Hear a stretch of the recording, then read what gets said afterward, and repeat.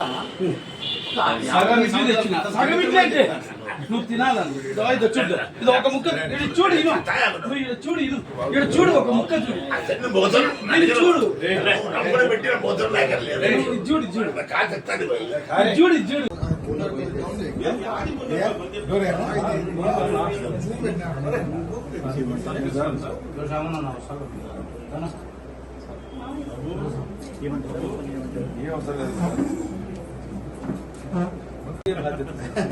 దేవుని బాధ్యత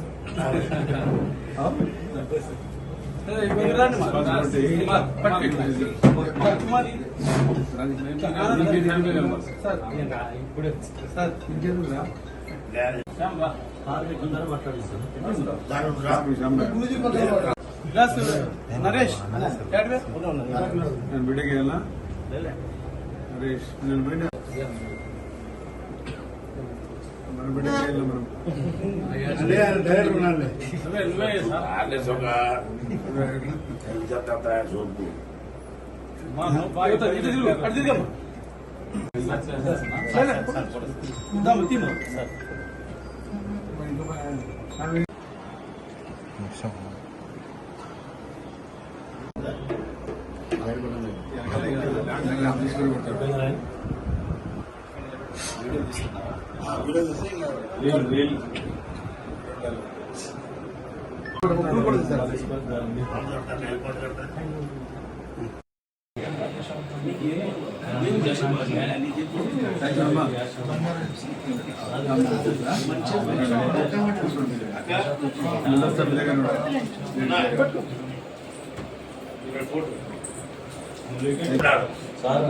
number 1 number 2 అయినాడు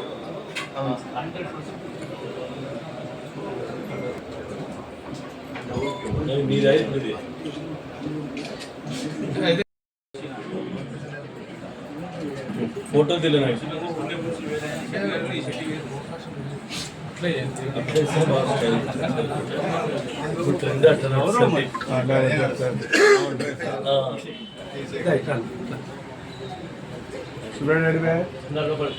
काफी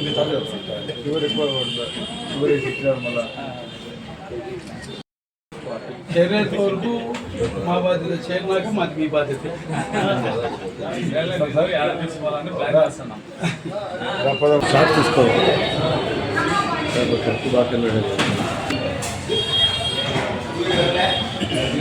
అందరికీ నమస్కారం.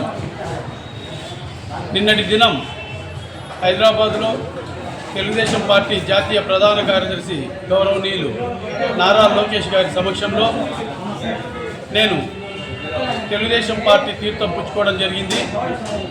రాష్ట్రంలో చంద్రబాబు నాయుడు తప్ప ఏ ఒక్కరితో కూడా అభివృద్ధి అనేది సాధ్యం కాదు అన్న గుర్తించే నేను స్వతంత్ర అభ్యర్థిగా కౌన్సిలర్గా ఉన్నా నేను ఈరోజు తెలుగుదేశం పార్టీ తీర్థం పుచ్చుకున్నాను.